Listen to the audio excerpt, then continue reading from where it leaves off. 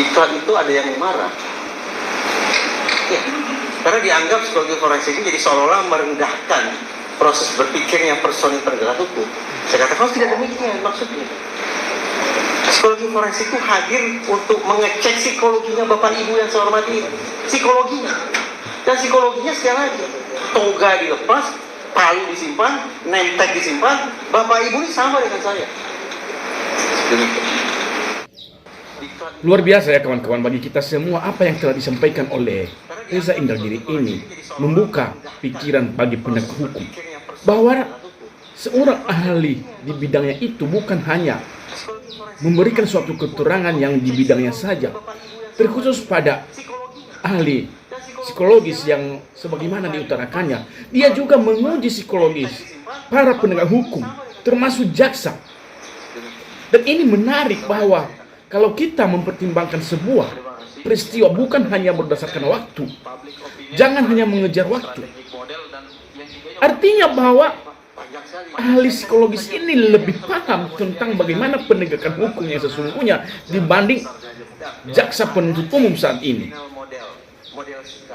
Bagaimanapun seorang jaksa penuntut umum yang hanya berfokus pada substansi objek perkara, tetapi tidak dinilai dari psikologis ataupun tidak dinilai dari sebuah peristiwa, sehingga membutakan penegak hukum untuk keadilan yang akan dituntutnya bagi calon terdakwa. Hal ini merupakan menurutku bahwa Indragiri datang di sini menentukan bagaimana psikologis hakim, bagaimana psikologis penegak hukum, bagaimana psikologis jaksa penuntut umum saat ini. Jangan hanya seolah-olah karena Anda sebagai penegak hukum, sebagai jaksa yang menuntut, membuat suatu argumen hukum hanya berdasarkan substansi, hanya berdasarkan peraturan perundang-undangan yang sudah tertulis, tetapi lihatlah apa yang benar-benar terjadi, dan janganlah mengejar waktu terhadap sebuah undang-undang untuk menargetkan sebuah keputusan itu harus diputuskan berdasarkan aturan tertentu, tetapi targetkanlah sebuah analisis putusanmu berdasarkan apa yang engkau alami, apa yang engkau dapatkan informasi yang sesungguhnya.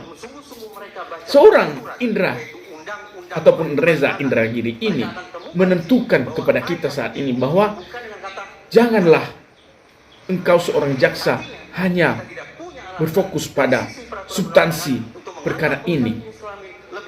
Pertimbangkan jugalah nilai moral kemasyarakatan, nilai rasa keadilan ini yang sesungguhnya. Karena rasa keadilan itu tidak hanya berdasarkan prinsip hukum yang berlaku, tetapi nilai norma normatif yang ada dalam nilai kejujuran dan prinsip keadilan itu harus terpenuhi. Itu menurutku. Mari kita bahas lagi kawan-kawan, bagaimana pernyataan-pernyataan Indragiri ini ketika dia mempertanyakan balik kepada jaksa, dan itulah menentukan psikologis jaksa saat ini tidak dapat dibuktikan karena mereka tidak menjawab secepat mungkin. Dan itulah pertanyaan menjebakkan Indragiri ini, bahwa inilah hakim, inilah jaksa menurutku, bahwa tidak menjawab peristiwa hukum secara spontan dengan kebenaran yang ada di logikanya, tetapi dia hanya berfokus pada substansi, sehingga adanya nilai-nilai yang menduga melanggar norma-norma hukum dan melanggar norma-norma aturan yang sesungguhnya didapatkan oleh manusia yang ada di muka bumi Republik Indonesia ini. Saya sebut saja mungkin ya. Ya, sebut saja boleh, biar kita cari di Jangan besarnya aja. Ya, ada attitudinal model sikap. Perlu diperagakan tidak? Saya bisa peragakan dalam waktu 1 menit, bahwa Bapak Ibu jaksa berpikir dengan attitudinal model. Kalau dibolehkan oleh majelis, saya peragakan. Gimana? Coba Bapak Ibu jawab secepat mungkin ya. Jawab secepat mungkin dan jujur ya, spontan saja. Kalau berpikir lambat, menjawab lambat, saya anggap Bapak Ibu tidak jujur. Tidak cocok jadi personil penegakan hukum karena tidak jujur. Berarti harus jujur. Jadi kejujuran menjawab secepat mungkin. Jawab secepat mungkin, spontan ya. Siap? Menjawab siap pun tidak menjawab. Siap Bu? Siap? Ibu tidak berani berkata karena terekam kan berarti suaranya. Ibu hanya berani aja. Ibu siap ya? Siap ya? Siap.